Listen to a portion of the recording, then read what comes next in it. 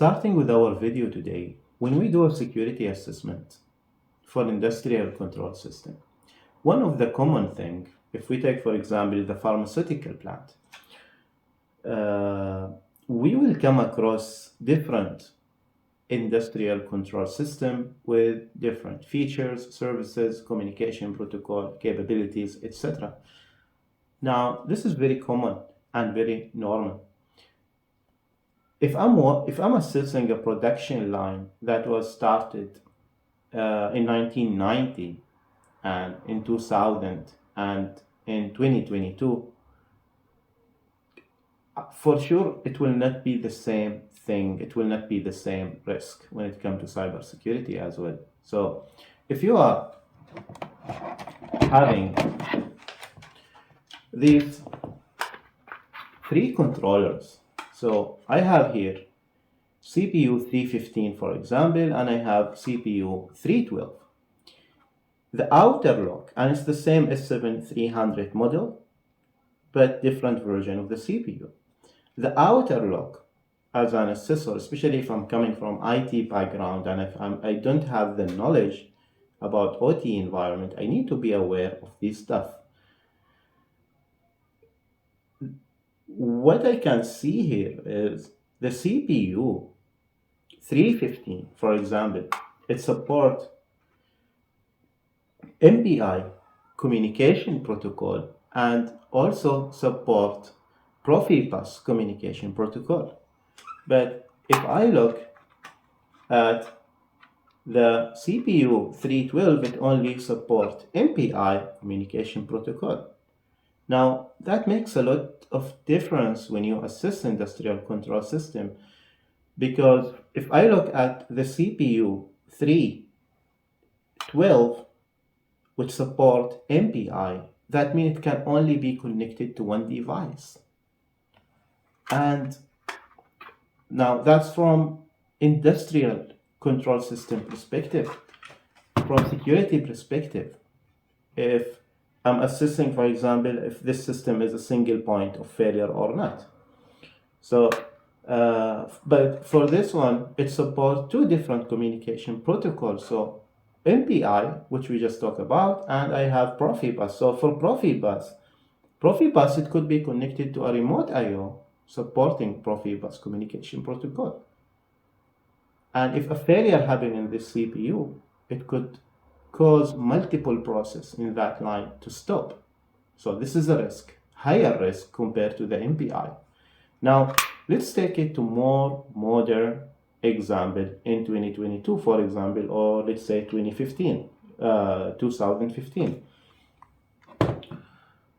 If I have a PLC like S7-1500 and that PLC support Profinet communication protocol, TCP/IP communication protocol, then the situation here is different from so many points. Like from security perspective, I have more, especially I'm using TCP/IP based communication protocol. I have more features that can be enabled, including Telnet communication protocol, SNMP communication protocol, web server can be also can be used in these kind of modules. For me, this will, as a security assessor, that increase the attack surface area to the system I'm assessing, and also depend on how this device is connected, and if it's connected to any external customer, for example. Now, let's take it a step back to the old system, which is using only the MPI communication protocol. Now, from security perspective, and I will show you now on TIA portal, this system doesn't have much of feature. So, as a quick judgment, this system is more secure than the most modern system I have, or PLC S7-1500. But in reality, it's not necessary. Why? Because in this CPU, I can still integrate another communication card supporting TCP/IP, Profinet, and this communication card, I can make web access reaching to the CPU. And in this case, it increased the risk. So the tip I'm sharing with you here is don't judge the controller you are assessing from the CPU point of view only. You need to look at what is integrated with this CPU. So this is one of the important note I'm sharing today. If you are assessing industrial control system, because in some facilities I have visited during working in before in assessment, we had several controllers like this connected with IT or with external system, like customer end at customer end to share data with them. Now, I don't cover this from security perspective. From functionality, it is required, but from security, it has a lot of risk that you need to address when you're doing the assessment. Now, and this is a common scenario in industrial control system. You really need to be aware of when you do the assessment. Now, let's take it to TIA portal, and I show you the differences between these different controllers. One note I would like to focus on here in this video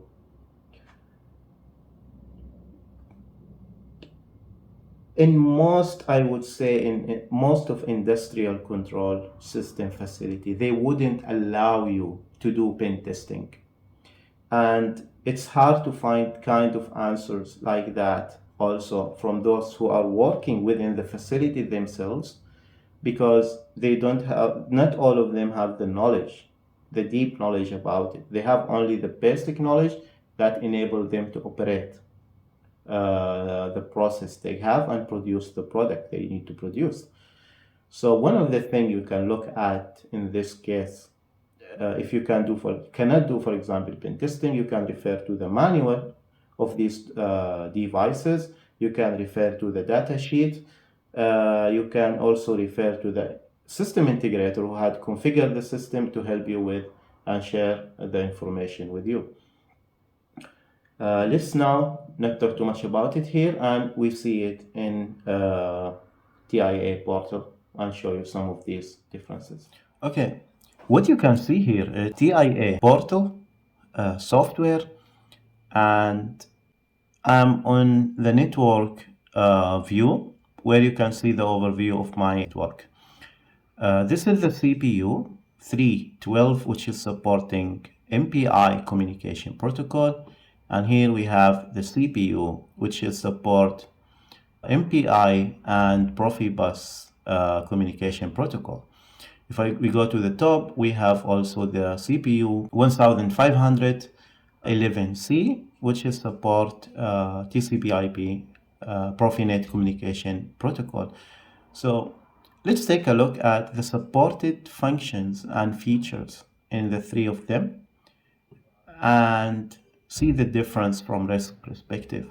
So if I come to the CPU supporting only MPI communication protocol, nothing much of features that you can use. At this level, we have the basic feature for any controllers, but if you take it for PLC2, we have the MPI and we have the Profibus, the DP MPI interface here. And again, they are serial communication, not supporting a lot of features. You need to be aware at some level if you have in this rack another TCP/IP communication cards, like you could have a TCP/IP Modbus communication card, you could have a Profinet communication card, you could have a web server communication supporting communication card. These things you really need to be aware of, as I mentioned earlier. Now, let's see the huge difference here in PLC4. So let me click here, and if I go to, we have here the Profinet interface, all the configuration, and if we go down, web server, yeah. So what do you see here? We have a web server supporting both HTTP and HTTPS. By default, for Siemens controller, you need to enable this web server feature. By default, it's not enabled as per I know, and they give you some recommendation on enabling the HTTPS. So you have here activate web server on this module. For my case, it's already activated. Then you have permit access only with HTTPS. Now, you could do stuff, you could look into your controller in this case using web access. You can even perform command and control and monitor alarm if you enable certain component within Siemens product. It's not my topic for today. Let's go down, enable automatic update here. Then you have also the accessibility level and the password you can assign. Let's take a look at this. So in this module, I have you have query diagnostic, read tag, write tag, and I will cover this in a different video. From security perspective, read tag status, write tag status, acknowledge alarm, open user defined web page. This is what I talked earlier about. You can monitor and control your process from this part. Write in user defined web page, read file, write, flash LEDs, etc. Why I'm enabling all of this? This is my lab setup, so I do a lot of tests from time to time. So that's why I keep it. But in reality, you cannot do this. This is a lot of risk. And if you are a risk assessor, you need to be aware of feature like that. I know it's a time consuming. I know it's not an easy job, but you are an assessor and your job is to raise and highlight the risk threat in this organization. What else we have? You can see here, for example, it support OPC UA. From security perspective, this have concern if it's used, how it is used.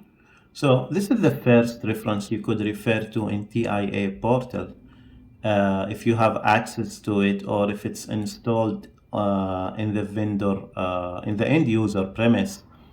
Now remember this, TIA portal, the project is saved on it, so you don't have to be connected to the device.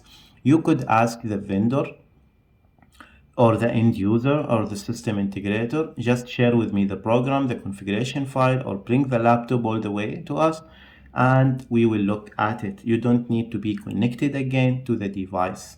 Now, the list I explain you here doesn't show you everything.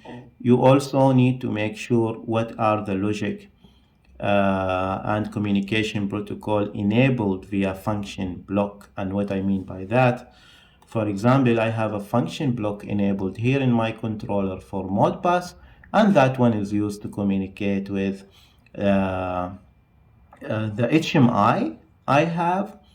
I'm using Movicon version 11. Unfortunately, it's not running completely with me because it's a demo license. Till I'm able to purchase it, I think I can make some video on it, because if it's demo, you cannot do any control from the touch panel after you upload the program. Now, what you see here, this is the Modbus function block. Now, let's take it to another level, because you need to be aware of this as an assessor and communicate this in the right way. I really hope this is clear. So if I take a 7 communication, for example, there is some function called get and put. I will not cover this one now, but you see here we have an OPC UA client and server function block. You have also some sort of open user communication, tsend, treceive, tmail. And what does tmail do is sending alarm using an email server. We might talk about it later. We also have the web server here, and here where you have the user-defined web server, where you can give command and control and monitor your industrial control system via web access, maybe via your iPad, or via your laptop.